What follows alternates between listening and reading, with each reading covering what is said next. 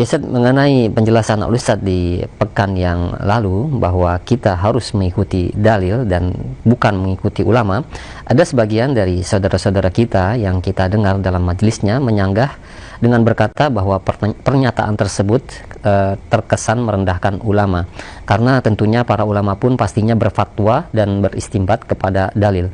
Mohon tanggapan Ustaz. Jazakallahu khair. Alhamdulillah wassalatu wassalamu rasulullah. Itu ulama itu manusia bukan? Nggak, saya mau tanya, ulama itu manusia bukan? Kalau manusia tempat apa? Kesalahan.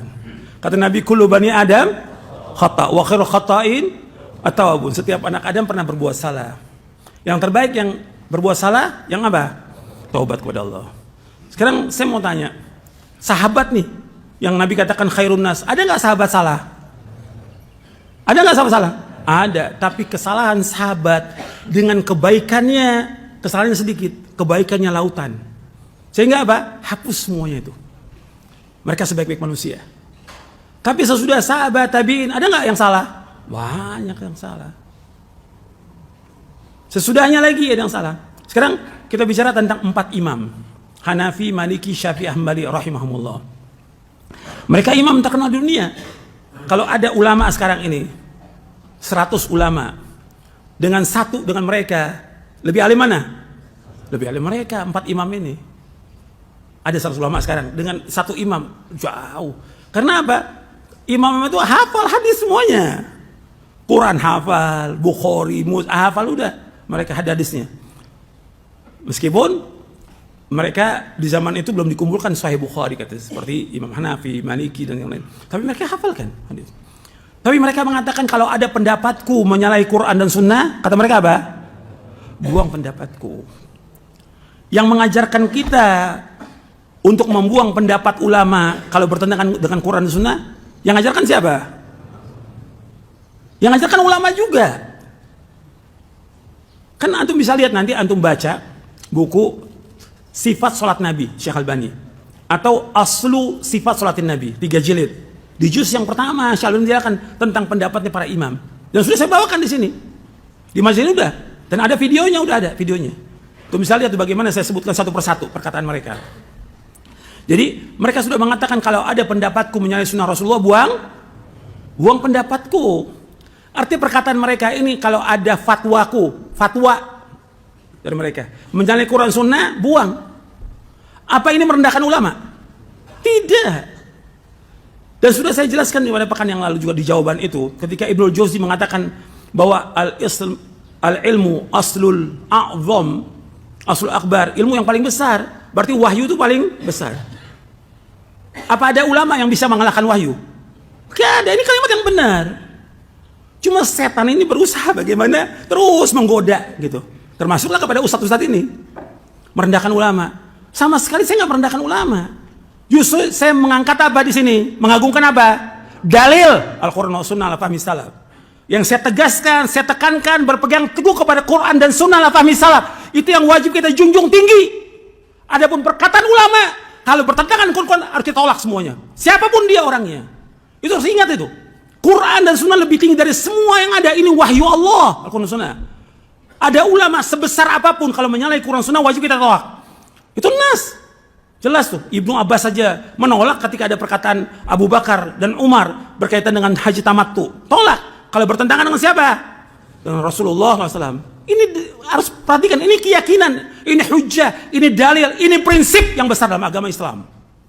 Anda harus yakin. Gitu. Jangan kemudian dibawa oleh setan, jangan bawa perasaan. Rusak agama dengan perasaan. Menghinakan ulama, saya nggak pernah menghinakan ulama. Antum lihat buku-buku saya. Saya bawa pendapat para ulama, jelaskan. Setelah siapa? Setelah Quran dan Sunnah dulu nomor 1, baru perkataan ulama. Bukan ulama dulu yang kita bawa, Quran yang kita wajib berpegang teguh, yang kita tidak akan sesat selamanya selama kita berpegang kepada apa? Quran dan Sunnah. Taraktu fikum amraini lan tadillu ma tamassaktum bihima, kitaballah wa sunnati. Aku tinggalkan 2 perkara yang kalian tidak akan sesat selama berpegang 2 perkara itu, Al-Quran dan Sunnah. Diperhatikan nih. Ini kadang-kadang bawa perasaan, nanti dikembangkan lagi oleh setan. Menghinakan ulama. Saya nggak pernah menghinakan ulama. Saya mengajak orang kepada Quran dan Sunnah ala fahmi salaf. Bukan kepada perkataan ulama. Ulama sudah mengatakan kalau ada pendapatku salah, buang. Apa ulama itu maksum? Tidak ada yang maksum ulama. Kalau ada fatwa ulama salah, ada nggak? Banyak, ribuan fatwa ulama salah, ada.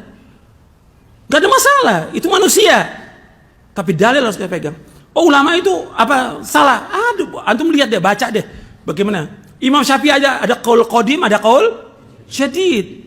Kesalahan mereka ada, wajar sebagai manusia. Dan mereka nggak dihukum oleh Allah karena ijtihadnya, karena mereka sudah berijtihad.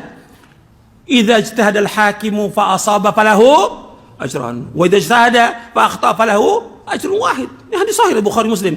Apabila seorang hakim, seorang ulama dia berijtihad, kemudian dia benar ijtihadnya, dapat berapa ganjaran? 2. Kalau dia berijtihad, kemudian dia salah, dia dapat berapa? 1 ganjaran. Tapi boleh nggak kita ikut pendapat dia yang salah? Nggak boleh kita ikut. Antum kalau mau baca lagi tentang bagaimana pembelaan para ulama kepada ulama, antum baca bukunya Syekhul Islam Ibnu Taimiyah. Antum catat tuh, Raf'ul Malam Anil A'immatil A'lam. Raf'ul Malam Anil A'immatil A'lam. Ketika Syekhul Islam menyalahkan ulama ini nggak ada masalah. Karena dengan apa? Dengan ilmu. Kalau pendapatnya salah, masa mau dibela? Ada fatwa yang salah, masa mau dibela fatwanya? Ada nggak ulama dalam berfatwa salah? Banyak. Nggak boleh kita ikut ketika dia salah. Apalagi berkaitan dengan nama orang, pribadi orang dari ulama Ahlussunnah. Karena ada fatwa ulama berkaitan dengan pribadi orang yang dia akidahnya Ahlussunnah wal Jamaah, akidah salaf. Itu dua apa mereka? Murji'ah. Ini salah. Ketika salah kita mau ikut, nggak boleh kita mengikuti yang salah. Kalau bilang kita bela ulama, kita juga bela ulama. Dari ulama Ahlussunnah yang wajib kita bela. Jadi harus berpikir kita yang waras, gitu, waras. Kemudian timbangan kita Quran dan Sunnah Al-Salam. Jadi jangan pakai perasaan. Ini pakai perasaan. Saya nggak pernah mencela ulama, nggak pernah mengecilkan ulama. Kita hormati. Ketika dia salah, nggak boleh kita ikut. Nggak boleh kita ikut. Dan itu semua penjelasan para ulama juga yang menjelaskan demikian. Jadi antum juga hati-hati tuh. Nah itu nanti akan mengajak orang, mengiringi orang untuk kembali lagi kepada apa? Kepada apa? Taklid. Udah taklid. Udah apa kata ulama, fatwa ulama, udah. Ini ada dalil. Oh kita tolak dalil. Karena udah. Yang ada sekarang kan gitu. Dari ahlul bidah yang ada kan, kita dakwakan, enggak, kiai saya ngomong begini, usai ngomong, loh antum kembali lagi kepada mereka. Kita bukan mujtahid, tapi kita disuruh untuk mengikuti apa? Dalil yang Allah perintahkan dalam Al-Quran, ikuti apa? Dan sudah saya bawakan dalilnya, baik dalam surah Al-Baqarah, Al-Isra, Al-An'am, sudah saya bawakan kemarin dalilnya. Tinggal coba antum renungi lagi, gitu. Antum dengar lagi videonya, coba dengar lagi. Tapi dengan pikiran yang waras, ya waras itu. Dengan hati yang jernih, tidak ada hasad. Untuk nilai itu. Gitu. Kalau belum yakin lagi, baca buku saya berkaitan dengan itu. Di awal buku sifat wudu dan sifat sholat, Nabi saya bawakan perkataan para imam. Antum baca tuh, sifat wudu dan sifat sholat. Yang diterbitkan oleh Pustaka Imam Syafi'i, ada tuh, di awalnya saya jelaskan. Bagaimana penjelasan para imam tidak boleh mengikuti pendapat mereka. Wajib mengikuti dalil. Jelas sampai sini? Mudah-mudahan bermanfaat. Wassallallahu ala Muhammadin sallallahu alaihi wasallam. Subhanakallahumma wa bihamdik asyhadu an la ilaha illa anta astaghfiruka wa atubu ilaik. Assalamualaikum warahmatullahi wabarakatuh.